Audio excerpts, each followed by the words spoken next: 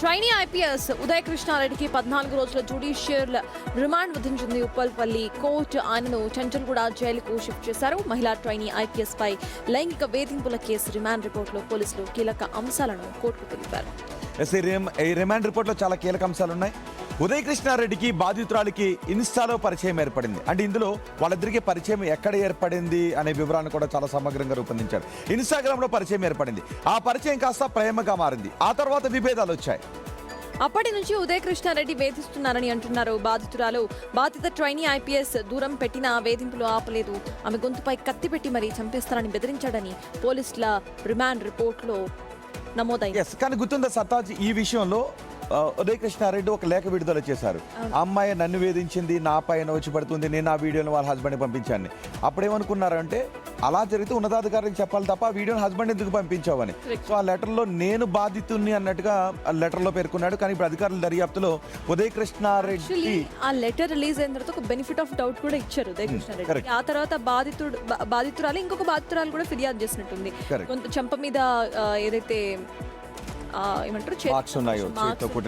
అవన్నీ ఉండటం కారణంగా మళ్ళీ ఇటు పోలీసులకు కంప్లైంట్ ఇచ్చింది. సో ఇప్పుడు ప్రెసెంట్ ఉదయ్ కృష్ణారెడ్డి చుట్టూ ఉచ్చు అయితే ఇంకా గట్టిగా బిగుస్తుంది అనేది చాలా క్లియర్ గా కనిపిస్తుంది. దీని గురించి పూర్తి సమాచారం అందించడానికి మా ప్రతినిధి రానా అందుబాటులో ఉన్నారు. రానా, ఉదయ్ కృష్ణారెడ్డి తను హాస్పిటల్ అడ్మిట్ కావడానికి ముందు విషయం తాగాడని ఒకసారి అన్నారు, మద్యం తాగాడని ఇంకొకసారి అన్నారు. ఓకే, హాస్పిటల్ అడ్మిట్ అయ్యేటప్పుడు ఒక లేఖ రాశాడు. ఆ లేఖకి రిమాండ్ రిపోర్ట్లో పోలీసులు పేర్కొన్న అంశాలకి చాలా తేడా ఉంది. ఇప్పుడు ఈ కేసులో ఏం జరగబోతోంది?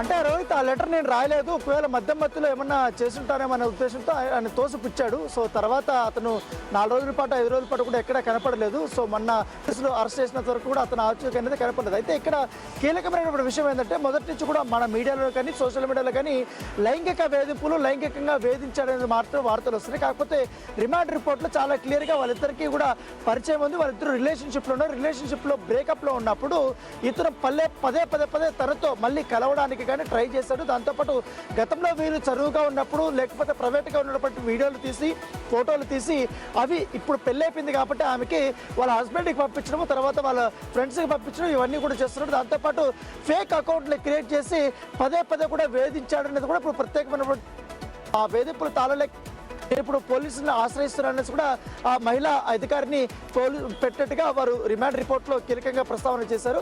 సో ఇక్కడ లైంగిక వేధింపులు అనేది ప్రస్తావన అయితే లేదు. సో మొదటి నుంచి కూడా ఆయన కూడా అదే చెప్తున్నాడు.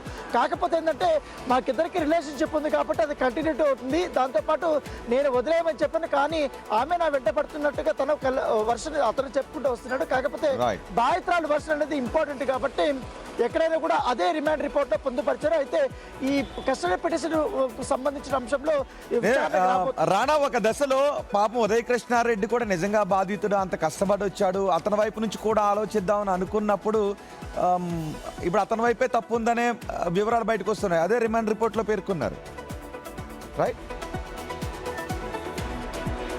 అంటే ఎగ్జాక్ట్గా బాధితురాలు ఏం చెప్తే రిమాండ్ రిపోర్ట్లో అదే పొందుపరుస్తారు. దాంతోపాటు ఆమె వర్షన్ తగ్గట్టుగానే ఇన్వెస్టిగేషన్ అనేది. అంటే మరి ప్రిలిమినరీ ఎంక్వైరీలో ఏం తేలింది? ప్రిలిమినరీ ఎంక్వైరీలో పోలీసులకు దొరికిన ఆధారాలు ఏంటి? అంటే బాధితురాలు ఏదైతే నాకు కొన్ని గాయాలయ్యి దాంతోపాటు నన్ను ఇట్లా బ్లాక్మెయిల్ చేశారు, వాళ్ళ హస్బెండ్కి పంపించినటువంటి స్క్రీన్ షాట్స్ కూడా కొన్ని బాధితురాలు సబ్మిట్ చేశారు యాజ్ ఎ ప్రూఫ్ ప్రకారం. దాంతోపాటు ఇతర ట్రైనీ ఆఫీసర్ల దగ్గర కూడా ఇతను మాట్లాడని బట్టి దుర్భాష ఆడటం కానీ, లూజ్ టంగ్ వాడటం కానీ ఇవన్నీ కూడా ప్రస్తావన చేశారు. సో వాళ్ళు కూడా స్టేట్మెంట్ ఇచ్చారు. సో నిజానికి ఎఫ్ఐఆర్లో బాధితురాలు ఇచ్చిన కంప్లైంట్లో ఉన్న అంశాలను ఇస్తారు. సో రిమాండ్ రిపోర్ట్లో కొంత ప్రిలిమినరీ ఎంక్వైరీలో వాళ్ళకు దొరికినటువంటి ఆధారాలను రిమాండ్ రిపోర్ట్లో పేర్కొంటారు. ఇప్పుడు రిమాండ్ రిపోర్ట్లో విషయాలు కొంత సంచలనం సృష్టిస్తున్నాయి. ఉదయ్ కృష్ణారెడ్డి వైపు కొన్ని తప్పులు ఉన్నాయనే విషయం.